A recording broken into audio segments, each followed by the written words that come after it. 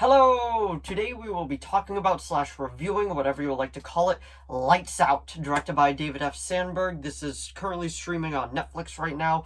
I was actually recommended to watch this, and I gotta say I was actually kind of glad I watched it because this is honestly a pretty good horror film, and I will give you my spoiler-free thoughts on it first, and then we will get into spoilers because honestly there's a few things that I want to talk about in this movie that is just full-on spoilers, so we won't talk about that right away. We will just simply talk about the spoiler-free stuff first. So anyway, without further ado, shall we begin? So, Lights Out. Not really starring anyone I know because there's kind of an unknown cast, and this was definitely a very low-budget film, but I feel like for what it, accomplished for being a low-budget film, it was pretty good.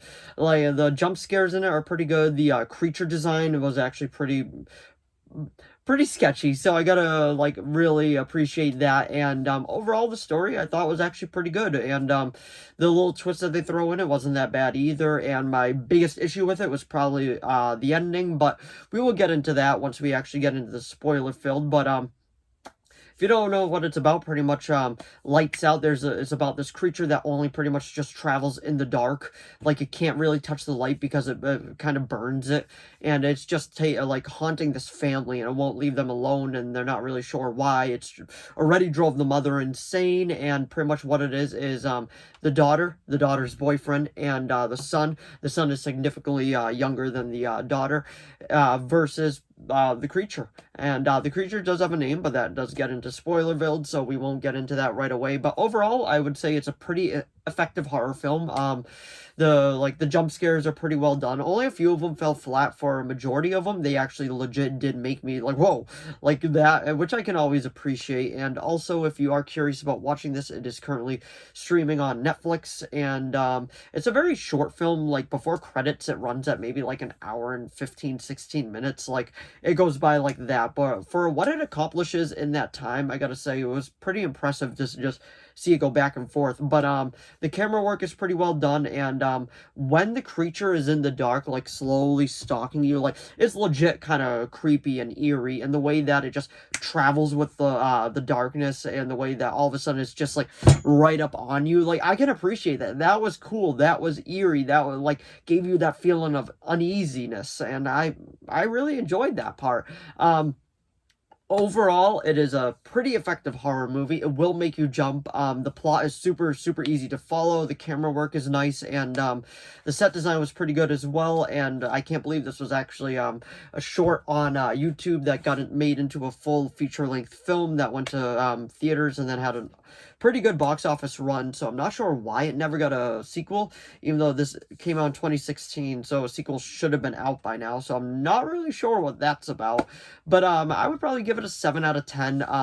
The stuff that's holding it back, mainly the ending, is the spoiler filled, so I won't get into that just yet. But if you like horror films, it's not really gory. It relies more on tension and jump scares than anything else because it is actually a PG-13 horror movie. So just like know that going into it, because there's not a lot of the other stuff that usually comes with horror movies. It is simply just a high tension thriller, I guess you could call it. But that was my spoiler-free thoughts on the movie. Like I was saying, it's a 7 out of 10. And if you have Netflix, I recommend giving it a watch because it is pretty eerie. But anyway, we will get into spoilers now in 5, 4, 3, a 2, a 1.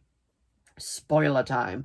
So the main thing that I wanted to talk about is that they realized that the creature is Diana. That's the creature's name, that used to go to the same mental asylum as the mother back in the day. And pretty much what it was is that she could get inside your mind and like talk to you, and if you fell under her hypnosis, it was pretty much over. Like, she wasn't letting you go. And the way that they designed this thing, like, it was all just black, and it was like like that, like moving like that, and I was like, oh, this is so creepy, but it was so cool to watch at the same time. And I did hear that a majority of this was practical effects, so hats off to them. I always love practical effects in horror movies. It is just so much better than CGI, in my personal opinion. It just looks better. But the main thing I want to talk about is the ending. I don't like the ending at all, like, at all. So pretty much what it was, the Diana attached herself to the mother and was like, oh, I'm never leaving, I'm never leaving. And pretty much the mother is like, oh, the only way I'm gonna solve this is to unalive myself. I can't say the other word because, trust me, like, this video will probably end up getting taken down, but so she's like, hey, Diana, I'm ending this, and then she just unalives herself, and I'm just like, I don't like this. Like, you're pretty much saying, like, unaliving yourself is the answer. Like, I don't like that at all. Like, I don't think that was a good message to, like, just convey in the movie. I did hear that there was supposedly gonna be, repercussions in the sequel to her doing that, but I'm just like, the sequel never got made, so, like, that's kind of the taste that it leaves in your mouth, just being like, oh yeah, that's how it goes, and I'm just like, I don't like that. And the family's acting like it wasn't a big deal afterward. The ambulance showed up and they were all just sitting in the back of the ambulance, like, laughing, happy. Like, I get it. I get it. The demon is gone. But with all the tension that you had with the mother and the daughter, from all that tension, and then you actually realize, hey, she isn't crazy, she's just being followed around by a demon, well, ghost. I'm not even sure what really Diana was. They didn't really explain that well, but and then all of a sudden, like, she unalives herself and everything is hunky-dory again. I personally didn't like that ending. I thought they could have done a much better ending. I don't like the message it conveys or anything at all. Like, I did not like that. The movie is solid up till, like, the last 10-15 minutes. I really liked it, except for that, like, last part. But if you saw the movie, let me know what you thought of it down in the comments below. Did you like that ending? Let me know. Personally, not a fan of it at all, but that's just my own personal opinion. But anyway, that was my review of Lights Out. So if you enjoyed this video, please give it a like and a subscribe so I know to keep making more of these. If you have any video requests, please leave them down in the comments below. I'll do my best to reply.